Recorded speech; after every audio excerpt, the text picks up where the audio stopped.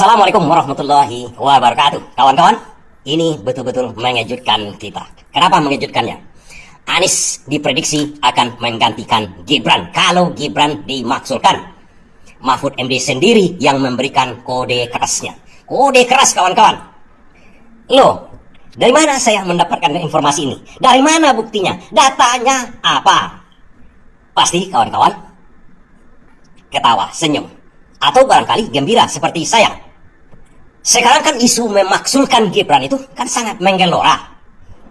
Dan itu kata Mahfud MD tidak mudah, tapi bisa. Sedangkan Presiden Gus Dur aja bisa dilengserkan.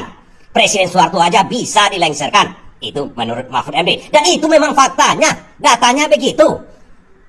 Dan jika Gibran dimaksulkan, penggantinya yang paling di atas, yang paling potensial, di samping tokoh-tokoh lain yang disebutkan Mahfud MD, itu adalah Anies Baswedan. Video yang saya kutipkan di sini nanti, ingat, harus hati-hati menilainya. Akan saya terangkan kenapa Mahfud MD mengungkap narasi atau arti di balik narasi dia di belakang itu. Kita harus melihat siapa yang menyampaikan, posisi politiknya di mana. Mahfud MD ini posisi politiknya di mana, dan Prabowo cara memandang politiknya sekarang ini, saat ini bagaimana, itu yang akan kita olah sehingga Anies muncul menjadi kandidat utama menggantikan Gibran. Perhatikan video ini dulu dan jangan Anda skip supaya tidak salah mengerti, tidak salah paham seperti jongos-jongos dari sana. Dan ingat juga, kalau seorang Mahfud MD, bekas Menko Polhukam, bekas Cawapres, mengungkapkan betul-betul calon-calon pengganti Gibran, berarti sudah ada narasi politik, elit-elit politik tentang siapa yang akan menggantikan Gibran. Dan perhatikan juga, sebenarnya nama Anies tidak perlu disebutkan oleh Mahfud MD kalau tidak ada apa-apanya, dengan menyembunyikan satu fakta. Pakar Hukum Tata Negara Mahfud MD buka suara terkait peluang pengganti Wapres Gibran Rakabuming Raka jika benar-benar dimaksulkan. Jika Gibran dimaksulkan, maka MPR bakal memilih dua kandidat yang diajukan oleh Presiden Prabowo Subianto. Adapun beberapa nama dinilai berpeluang menggantikan Gibran jika benar-benar dimaksulkan. Di sini, Prabowo yang memilih dua calon, oke? Dua calon. Dan DPR akan memilih satu calon untuk pengganti Gibran. Itu narasinya. Sebenarnya sekarang ini siapapun yang diinginkan oleh Prabowo di antara yang dua ini, dikasih kode oleh Prabowo siapa yang akan dimajukan, siapa yang akan menggantikan Gibran. Kalau Prabowo kasih kode ke DPR, yang sekarang Koalisi Indonesia Maju itu 80% di DPR, itulah yang akan dipilih oleh DPR. Sesederhana itu politik kita saat ini. Misalnya Anies dengan Puan diajukan oleh Prabowo, tapi Prabowo kasih kode ke parlemen, kasih kode kepada DPR, Anies dipilih, silakan, Anies lah yang dipilih oleh DPR. Oke, kita teruskan. Dikutip dari kedua-news.com, beberapa nama itu diantaranya Puan Maharani, Agus Harimurti Yudhoyono, hingga Anies Baswedan. Hal itu disampaikan Mahfud MD melalui podcast yang tayang di channel YouTube-nya pada Selasa 10 Juni. Yang mengatakan Prabowo memiliki kebebasan untuk memilih dua kandidat tersebut. Namun Mahfud menduga Prabowo akan melakukan hitung-hitungan politik. Lebih lanjut, Mahfud membeberkan beberapa nama yang berpeluang besar dipilih Prabowo menggantikan Gibran jika benar-benar dimaksulkan. Ia menilai sosok dari Koalisi Indonesia Maju atau KIM berpeluang menggantikan Gibran seperti AHY yang memang memiliki rekam jejak mumpuni dalam pemerintahan. Mahfud mengungkapkan bahwa Prabowo juga dimungkinkan untuk memilih kandidat dari luar pemerintahan atau koalisi pemerintahan. Ia menilai sosok yang cocok adalah Puan Maharani atau Ganjar Pranowo. Di sisi lain, Mahfud juga menyebut Anies Baswedan yang dinilai bisa menjadi kandidat pengganti Gibran. Namun menurutnya peluang Anies untuk dipilih Prabowo sangat kecil karena hingga saat ini tidak menjadi kader dari partai politik manapun. Janganlah. Oke, kawan-kawan menyimak beritanya kan? Mahfud MD kata Tribun ini menyatakan bla bla bla bla seperti tadi. Ada nama AHY yang di dalam Koalisi Indonesia Maju. Kemudian Puan Maharani jelas-jelas ini PDIP. Enggak dalam pemerintahan sekarang. Itu adalah orangnya Mahfud MD. Mahfud ini adalah kader PDIP. Makanya disebutkannya Puan Maharani. Kemudian kenapa harus disebutkan Anies Baswedan? Anies Baswedan. Tapi dibumbui dengan tidak ada partai politik. Tunggu dulu, di sini kuncinya sebenarnya. Anies tak punya partai politik, kan begitu katanya. Kita kutip lagi supaya jelas nanti penalaran kita kutipkan apa yang disampaikan oleh Mahfud MD di podcastnya. Kenapa dia perlu menyebutkan nama Anies Baswedan dengan tanda kutip dalam kurung tidak punya partai politik? Sehingga saya melihat kalau dari dalam koalisi misalnya yang cukup berpeluang itu ya mungkin AHY yang track recordnya juga oke meskipun pengalaman politiknya enggak dan dia ada di dalam koalisi. Tapi kalau di luar koalisi karena ingin membangun keseimbangan bisa jadi Puan atau Ganjar yang dari PDIP lah, bisa jadi dengan masuk keseimbangan keseimbangan iya, politik ada tadi ya. keseimbangan politik. Kalau ya. itu dari luar gitu ya. Kalau kualitas mungkin ada nama Anies tapi kan tidak ada partainya dia di sini. Sekurang-kurangnya belum ada lah. Kenapa?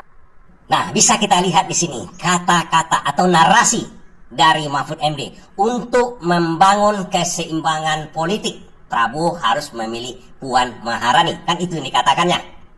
Itu kan maksud Mahfud MD keseimbangan politik. Kalau seandainya Prabowo tak menguasai parlemen, dia butuh PDIP. Oke, sekarang dia tidak butuh PDIP, mengganggu saja kalau ke dalam. Lagi pula barisan-barisan yang di-endorse oleh Jokowi kemarin itu kebanyakan dari PDIP.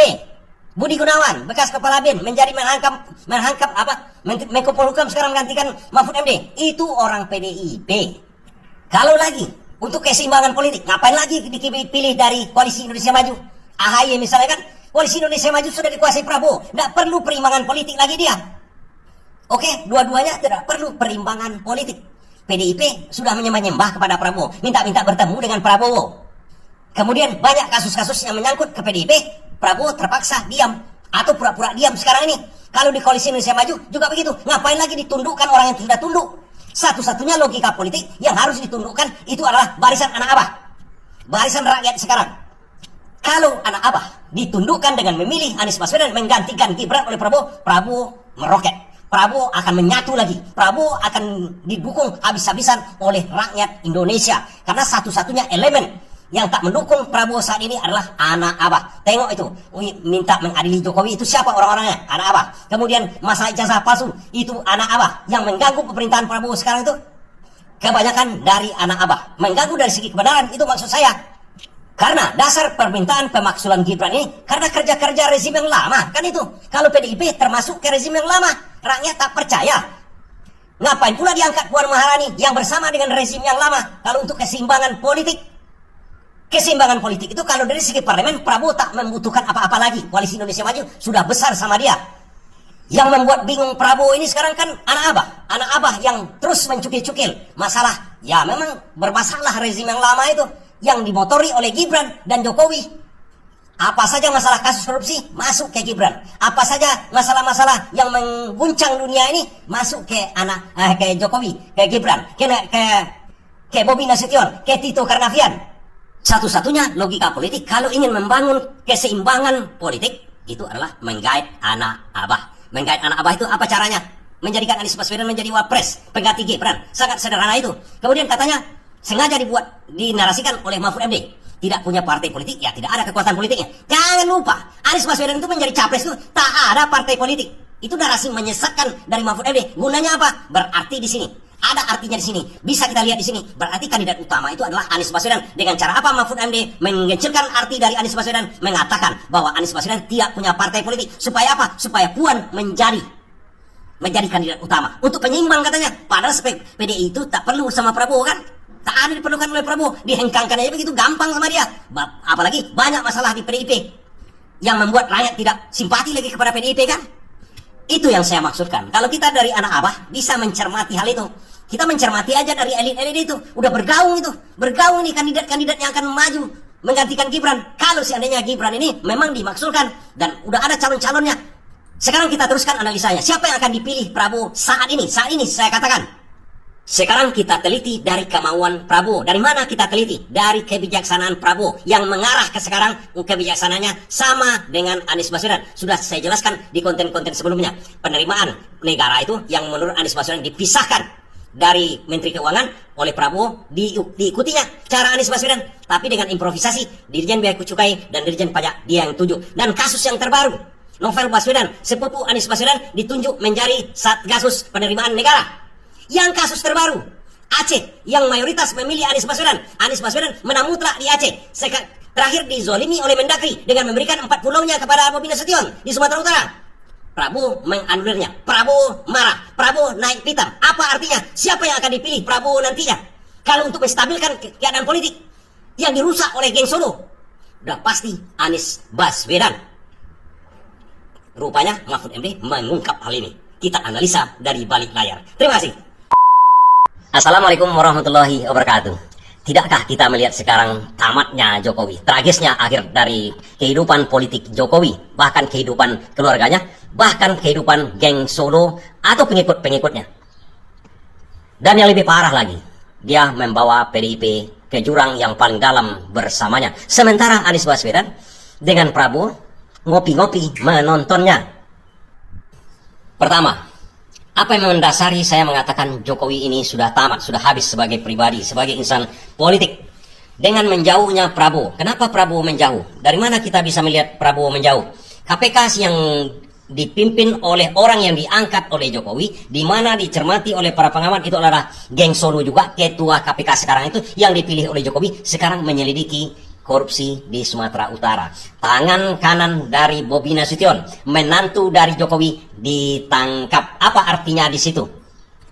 Artinya ketua KPK sudah bermain politik, sudah mengarah kepada Prabowo. Prabowo hanya melihat kalian ini bisa nggak dipercaya. Rupanya bisa. Kasus yang diledakkan oleh KPK ini bukan main-main. Itu artinya mereka sudah mengkhianati Jokowi. Artinya Jokowi ditinggalkan sendirian sekarang ini.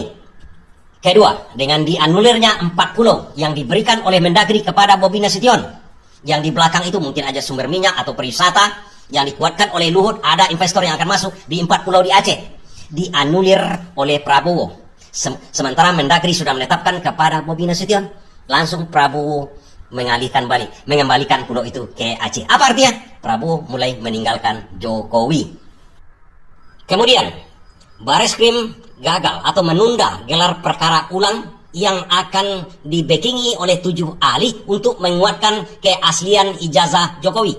Ditunda oleh Bareskrim. Kenapa ditunda oleh Bareskrim? Karena Prabowo sudah memperingatkan Kapolri Listio Sigit jangan lagi menzolimi rakyat. Mau kemana arahmu? Sudah 2 kali Prabowo memperingatkan Listio Sigit. Listio Sigit, Kapolri mengatakan kepada Bareskrim, kalian bekerja betul-betul aja. Jangan membela terlalu ke gang Solonya. Jangan terlalu membela Jokowi. Itu intinya. Karena diamati oleh para pengamat bahwasanya gelar perkara ulang di Bareskrim itu untuk menguatkan keaslian ijazah palsunya Jokowi. Ijazah palsunya Jokowi supaya bisa dikuatkan untuk keasliannya. Gunanya apa? Untuk membombardir Roy Suryo di Polda Metro Jaya. Dengan dasar itu nanti kemudian dinaikkan menjadi penyidikan, dinaikkan ke sidang sehingga dikatakan oleh sidang nantinya ijazah itu asli. Tapi nampaknya Bareskrim tak mau merekayasa. Yang palsu itu tetap palsu, yang asli tetap asli. Apa yang terjadi? Tentu saja tuntutan kepada Roy Suryo oleh Jokowi tidak bisa dilanjutkan lagi. Atau tertahan juga untuk sementara. Karena belum bisa dibuktikan keaslian ijazahnya Jokowi. Sementara bukti pemalsuan sangat banyak. Bukti keaslian yang betul-betul, yang bisa dibuktikan betul-betul, tak ada sama sekali. Karena apa? Karena Jokowi tak mau memperlihatkan ijazah yang ditenggarai oleh Roy Suryo palsu. Kalau memang asli, ngapain pula dia tidak mau memperlihatkan, kan sebuah kebanggaan. Itu secara garis besarnya. Karena itu ada penelitian kedokteran bahwa tingkat stres itu memicu penyakit-penyakit bawaan, memicu penyakit-penyakit lain, memicu virus untuk merusak badan kita. 50% penyebab dari penyakit itu adalah tingkat stres. Dan yang kita tahu sekarang ini Jokowi dalam keadaan stres. Buktinya penyakit yang tidak ada selama ini sehat walafiat, Jokowi terpaksa diasingkan karena publik terus menyoroti tingkah lakunya dalam keadaan sakit sekarang dan tidak bisa disembunyikan lagi. Bisa-bisa kalau seandainya disembunyikan penyakit ini dengan alasan berlibur dan segala macam-macam, publik melihat ini sakitnya sudah parah. Dan kalau penyakit itu yang mendatangkan adalah Tuhan Yang Maha Esa, Allah Subhanahu wa Ta'ala, dan Dia juga yang akan mengangkat penyakitnya. Dan banyak juga pemimpin-pemimpin masa lalu tak sakit pun kalau Tuhan sudah berkehendak, seperti Firaun tenggelam, Seperti Namrud, masuk ke telinganya, lalat aja, tidak sakit-sakit, juga meninggal. Akhirnya tamat. Begitu sakit, ditambah lagi stres yang terus-menerus ditinggalkan oleh Prabowo, yang dihajar terus-menerus oleh Roy Suryo dan kawan-kawannya, dan ada lagi pemaksulan Gibran, anak kesayangannya, yang sekarang terancam dimaksulkan. Tentu saja stres bertambah. Stres bertambah, penyakit bertambah. Ini membuat menuju akhirnya, menuju akhir dari semuanya. Sekarang kenapa saya katakan akan membawa PDIP ke dalam jurang? Begini kawan-kawan, kalau kita lihat, dulunya Jokowi itu dibesarkan, kemudian disanjung oleh PDIP. Kenapa? Karena PDIP pun ingin mendapatkan bagian-bagian dari kebohongan-kebohongan yang dibuat oleh Jokowi. Dari rusak-rusaknya semua keadaan negara ini, PDIP ikut merusaknya. Bahkan banyak yang mengatakan bahwa gurunya Jokowi ini adalah PDIP. Karena di PDIP itu elit-elit politiknya bukan main hebat-hebatnya dalam rekayasa tertentu.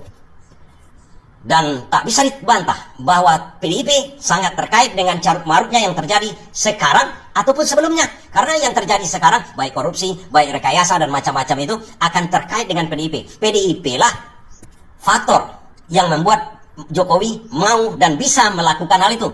PDIP lah gurunya. Kenapa saya katakan begitu? Nah, di saat terakhir kemarin, atau kita balik dulu ke belakang, pada waktu adanya tuntutan dari 01 dari pihak Anies Baswedan mengenai kecurangan pemilu untuk menjatuhkan Jokowi, atau pada waktu itu adalah hak angket. Masih ingat kawan-kawan dengan hak angket? Siapa yang menolak untuk diadakan hak angket pada Jokowi waktu itu menjadi presiden? Megawati. Apa artinya di situ? Megawati sama sekali tak mau menjatuhkan Jokowi pada waktu berkuasa kemarin. Setelah pemilu diadakan, setelah Prabowo menang masalah kecurangan pemilu, pada waktu itu digalanglah hak angket. Siapa yang menolak? Megawati. Apa artinya di situ? Artinya kalau Jokowi jatuh, PDIP pun habis. Dan ini fakta lagi. Begitu ada pemaksulan kepada Gibran, siapa yang keberatan nampaknya? Ketua DPR, Puan Maharani. Dengan alasan apa? Surat itu belum saya baca. Oi, gawat. Surat pemaksulan dari Purnawirawan itu belum dibacanya katanya. Kan aneh jawaban-jawaban seperti itu. Sudah begitu banyaknya di publik mengenai pemaksulan Gibran itu. Sudah sejak setengah tahun yang lalu. Masa seorang ketua DPR dari PDIP tidak mengetahui hal itu? Nonsen itu. Artinya, kalau ada narasi dari PDIP mengenai adili Jokowi segala macamnya, mereka pasti akan menolak. Mereka hanya bersandiwara. Bahkan politisi PDIP, Mahfud MD dan lain-lainnya mengatakan tak perlu diusut ijazah Jokowi. Tak perlu diusut ijazah Jokowi, tidak ada gunanya. Kan itu narasi yang digaungkan. Kenapa? Kalau diusut ijazah Jokowi ini, kalau memang palsu, PDIP pun akan terjerembab. Sekarang saja ada mantan kader PDIP, Beator, yang mempermasalahkan hal itu. PDIP malahan mencaci maki Beator ini. Di mana Beator mengatakan ijazah Jokowi itu dibuat di pasar pramuka. Tapi ini tidak diakui oleh PDIP. Apa artinya bagi masyarakat yang cerdas, bagi masyarakat yang lebih luas, pendukung Anies dan pendukung Prabowo mengerti. Ini dua-duanya letiung, dua-duanya ini. Makanya hal ini dibiarkan oleh Prabowo dan Anies Baswedan. Bukankah antitesa dari Jokowi dan PDIP selama ini adalah Anies Baswedan? Prabowo sebenarnya berada di tengah-tengah. Karena dia ingin menang, dia ambil Jokowi. Tapi sekarang sudah ditinggalkan oleh Prabowo. Dengan cara apa? Dengan cara memperlihatkan, dengan cara mewanti-wanti aparatnya. Jangan lagi ikut ke sana. Kan itu secara kasarnya dikatakan oleh Prabowo. Dan jelas ada dua orang yang diuntungkan. Artinya kalau antitesa dari Jokowi selama ini adalah Anies Baswedan diuntungkan dengan tamatnya Jokowi. Karena publik bisa melihat, bisa mencerna siapa yang benar selama ini. Artinya di sini akhir dari masa dari Jokowi ini yang berperan sebenarnya Prabowo, tapi dia menonton di belakang. Setelah dinarasikannya, dia menonton. Kemudian Anies Baswedan sama sekali tak masuk dalam bidang ini. Dia hanya jadi penonton. Mereka ngopi berdua, Prabowo dengan Anies Baswedan dalam atmosfer politik. Artinya mereka mengopi sebenarnya, nonton. Ada pertandingan di situ, pertandingan antara dua. PDIP dengan Jokowi sekarang lagi gumul-gumulan. Kalau yang menang akan menjadi alam, kalau yang kalah tentu saja akan menjadi abu. Kemudian Prabowo dan Anies Baswedan mengatakan, kita tunggu kelanjutannya. Terima kasih. Assalamualaikum warahmatullahi wabarakatuh. Prabowo akhirnya sadar, Anies bukanlah lawan, tapi Anies adalah kawan seperjuangan Prabowo untuk membina negara ini. Bukankah Prabowo berteman dengan Jokowi? Justru Jokowi adalah lawan dari Prabowo saat ini, yang disadari oleh Prabowo. Tapi itu belum sepenuhnya disadari oleh Prabowo. Jokowi cuma bagian terkecil atau debu di padang pasir yang sekarang menghancurkan negara kita ini. Apakah itu taipan-taipan atau konglomerat hitam yang sekarang bercokol di belakang Jokowi? Yang tak mampu dibuang oleh Prabowo, yang tak mau dihabisi oleh Prabowo, yang tak bisa dihabisi oleh Prabowo. Pagar laut, korupsi di Pertamina, misalnya PT Timah. Bukan itu kawan-kawan, bukan itu. Anies berhasil memahamkan, membuat pengertian kepada Prabowo bahwa musuh utama kita itu jauh lebih besar dari situ. Ternyata ada satu lagi entitas, dan itu sedikit di dunia. Mungkin 2 atau 3 orang lagi, 3 orang aja yang ada di dunia ini. Dan mereka mengatur secara internasional. Mereka mengatur perekonomian di seluruh dunia. Mereka tidak mempunyai agama, mereka tidak mempunyai negara, mereka tidak punya idealis. Idealis mereka adalah uang. Tuhan mereka adalah uang. Negara mereka adalah uang. Ini akan kita bahas. Ternyata mereka telah masuk di Indonesia sejak pertama kali Jokowi menginjakkan kakinya menjadi presiden. Bahkan tahun-tahun pertama laginya. Itu sejak Sudirman Said dan Anies Baswedan dipecat menjadi menterinya Jokowi. Itulah dia. Artinya di sini Jokowi dan taipan-taipan sekarang yang menggerogoti negara ini, yang korupsinya tidak bisa diusut itu hanya cecunguk sebenarnya. Ini saya jelaskan kepada kawan-kawan. Dan ternyata Jokowi dan PDIP pun sebenarnya semua cuma cecunguk, cuma jongos dari elit global tersebut. Siapa elit global itu? Dan kenapa saya mengatakan Prabowo sudah sadar, sudah insaf? Saat ini, itu yang akan kita bahas dulu. Setelahnya kita bahas siapa itu elit global itu. Dari mana saya mengatakan bahwasanya Prabowo insaf? Prabowo sudah menyadari dan dibuat sadar oleh Anies Baswedan. Sebelumnya, sekadar gambaran kepada kawan-kawan, elit global itu apa sebenarnya? Siapa mereka? Mereka adalah orang yang bisa menentukan siapa yang memimpin Amerika. Menjadi calon presiden Amerika saja, mereka bisa menentukan apakah 1 atau 2 orang atau 3 orang. Kemudian mereka bisa menyuruh Trump untuk perang dagang dengan Cina. Kemudian mereka bisa menyuruh negara-negara lain untuk mengeroyok Irak pada tahun Perang Gurun kemarin, menjatuhkan Saddam. Mereka juga bisa menyuruh negara-negara lain mengeroyok Irak untuk menjatuhkan Gaddafi. Sedemikian dahsyatnya mereka. Mereka bukan punya negara. Mereka idenya tidak ada. Mereka bukan dari ras tertentu. Bukan. Assalamualaikum warahmatullahi wabarakatuh. Ada beberapa cuplikan video yang akan saya tampilkan kepada kawan-kawan sehingga kita sampai pada kesimpulan saat ini Jokowi sebenarnya panik jika Anies Baswedan membongkar kasus atau skandal ijazah palsunya. Kalau sempat Anies Baswedan dibawa oleh Roy Suryo untuk membuktikan keaslian atau kepalsuan ijazahnya Jokowi ini. Kan banyak dugaan publik kemarin itu. Anies Baswedan dipecat menjadi Menteri Pendidikan pada zaman Jokowi itu karena membongkar kasus ini, membongkar skandal ijazah palsu Jokowi. Dugaan publik memang sangat berdasar. Kenapa? Kalau Anies Baswedan dipecat gara-gara mengungkap korupsi sampai 23 triliun itu tak masuk akal rasanya, itu tak menyangkut apa-apa kepada Jokowi.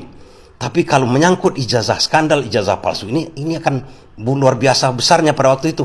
Luar biasa karena begini, bisa-bisa Jokowi tak akan pernah memerintah kita sampai 10 tahun. Mungkin setahun setengah atau 1 tahun, cuma 1 tahun.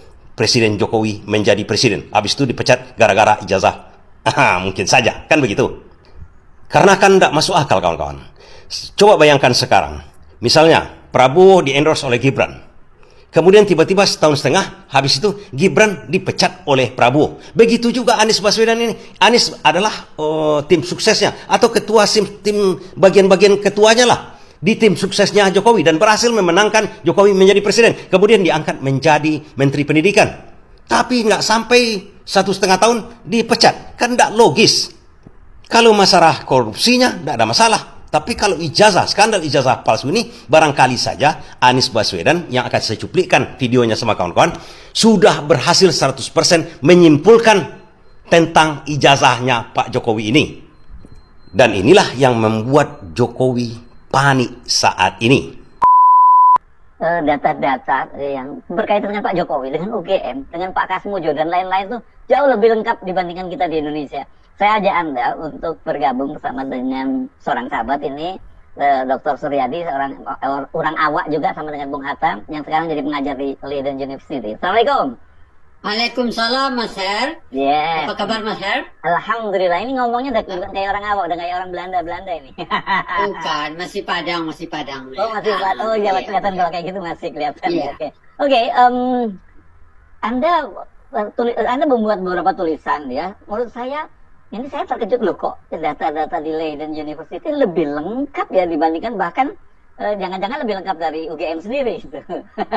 Iya, memang apa namanya kelebihan Leiden barangkali di situ, Mas Her. Ya. Karena kita memiliki perpustakaan yang luar biasa. Mhm. Kalau koleksi Indonesia dan dunia Melayu mungkin kalau di Rentang itu lebih dari 10 kilometer. Oh, 10 kilometer ya. Jadi dari Cengkareng kemana itu ya? 10 km ya, Iya. sampai jalan tol lah itu di mana Cengkareng. Iya.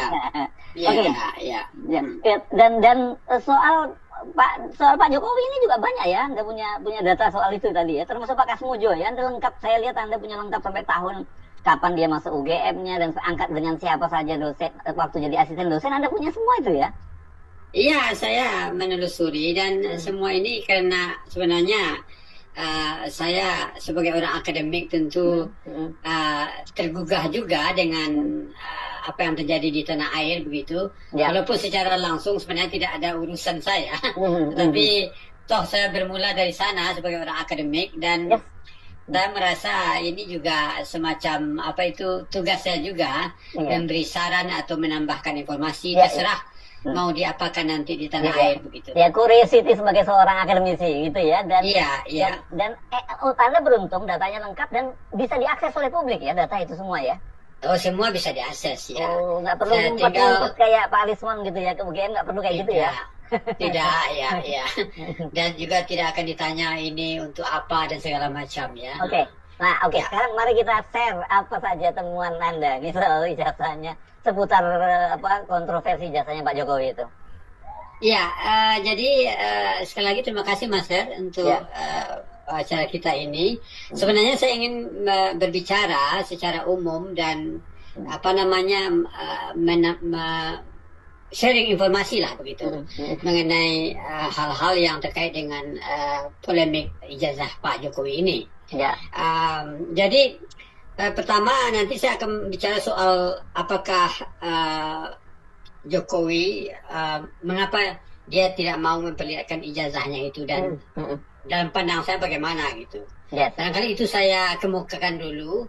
Jadi kalau menurut saya kalau seorang seperti Mas Her atau saya itu ditanya orang tentang keaslian ijazah saya, dipertanyakan lah begitu. Sebenarnya itu urusan saya. Saya sebagai seorang yang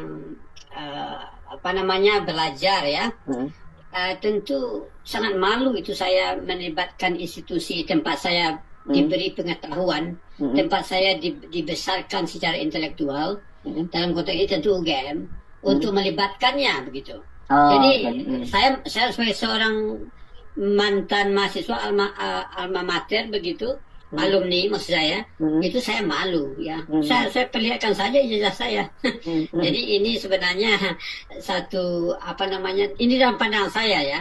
Ya. Ya. Tadi kan saya juga nyinggung bahwa ijazahnya Pak Hatta yang dari Leiden juga dipajang di sana malahan gitu. Ya, dipajang ya begitu ya.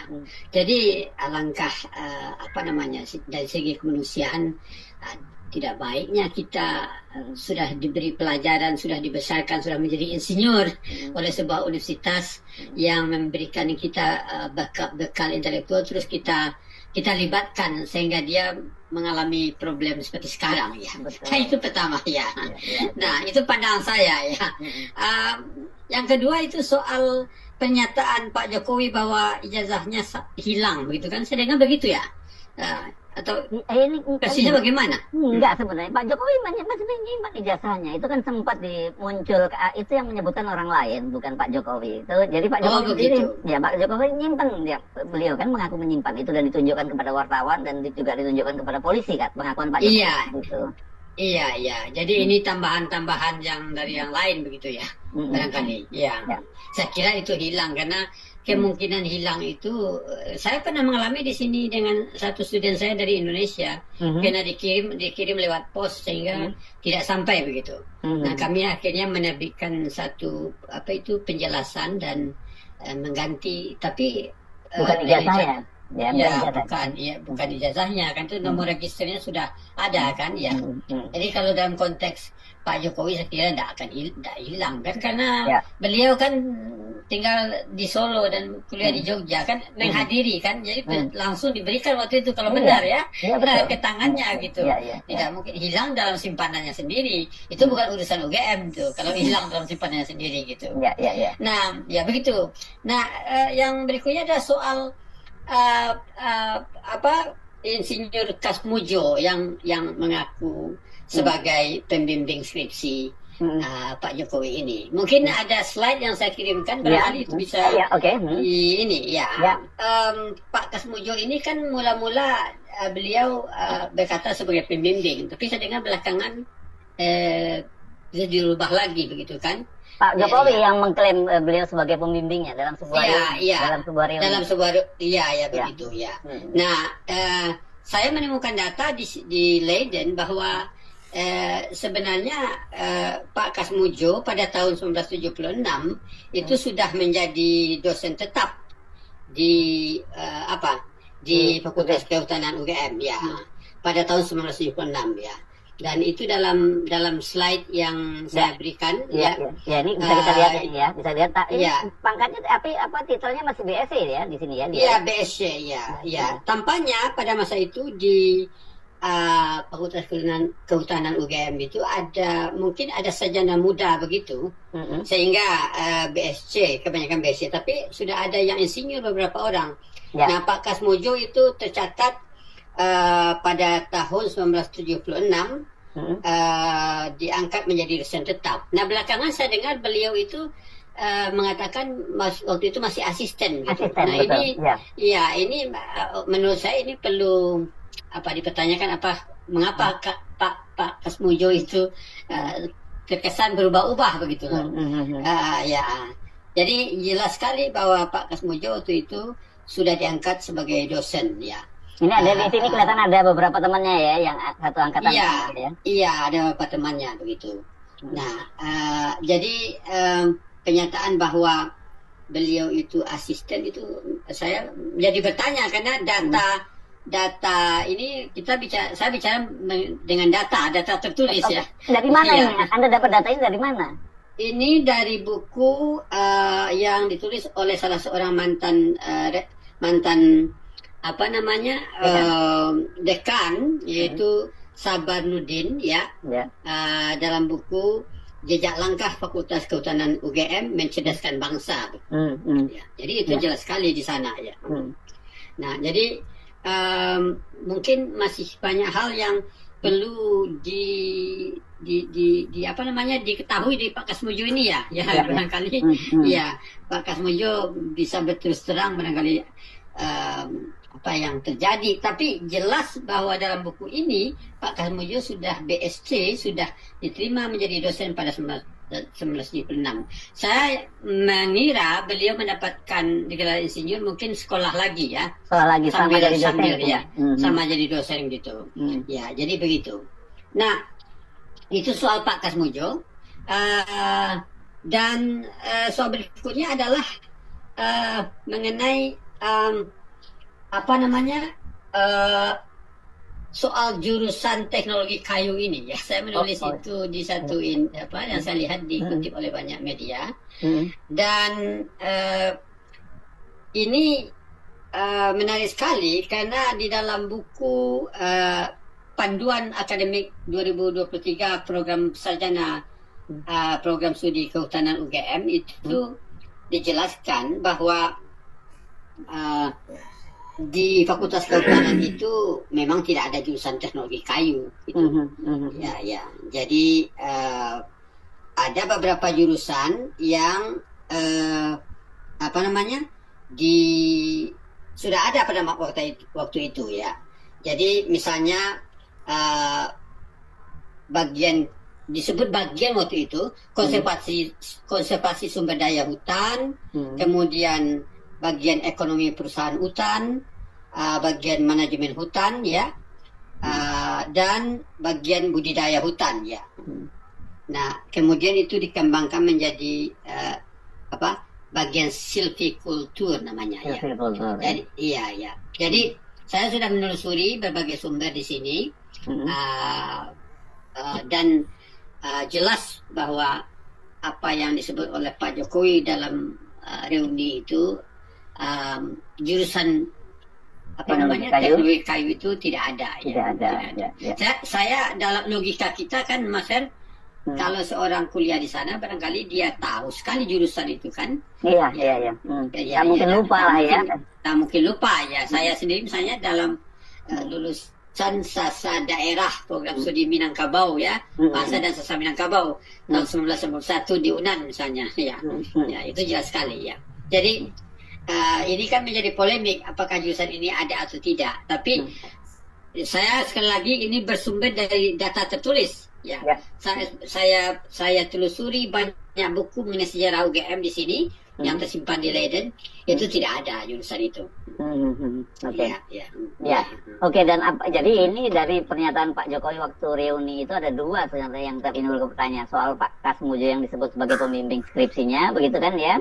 Terus tapi kemudian Pak Kasmujo membantahnya. Tapi kalau pertemuan Anda memang di sini pada saat itu dia sudah jadi dosen tetap, tapi masih gelarnya masih BSc memang ya Pak Kasmujo. Iya, masih BSc. Iya. Yang kedua teknologi kayu yang memang tidak ada gitu ya. Oke.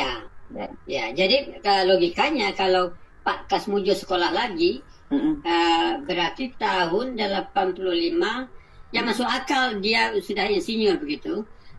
Masuk akal ya. Walaupun perlu bukti bahwa beliau sekolah lagi kan, dan itu belum saya temukan ya. Oke. Ya, itu belum saya temukan ya. Oke, itu berikutnya. Oke, yang lain apa ini penelusurannya? Ini cukup banyak kan Anda punya data-data. Yang lain itu soal adanya pernyataan dari beberapa orang, dan terakhir saya lihat seorang teman yang mengaku sebagai teman kuliah Pak Jokowi bahwa pada masa mereka kuliah tahun 80 itu tidak ada jurusan. Jadi siapa itu namanya? Saya lupa, itu di slide ada. Dan dikatakan bahwa penjurusan itu sesuai minat gitu kan, begitu dia katakan. Ya. Jadi kalau sudah ada minat terus baru disebutkan jurusannya. Saya kira itu, saya menelusuri di Leiden itu misalnya dalam buku wisuda sarjana UGM 1977 itu di slide itu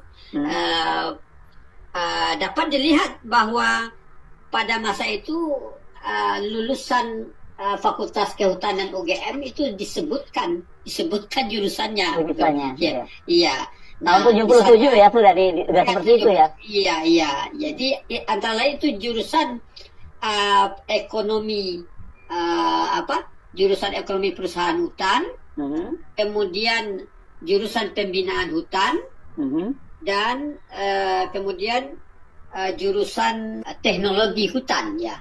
Jadi 3 jurusannya pada tahun 1997 ya. Jurusan teknologi hutan, jurusan ekonomi perusahaan hutan, dan jurusan pembinaan hutan ya.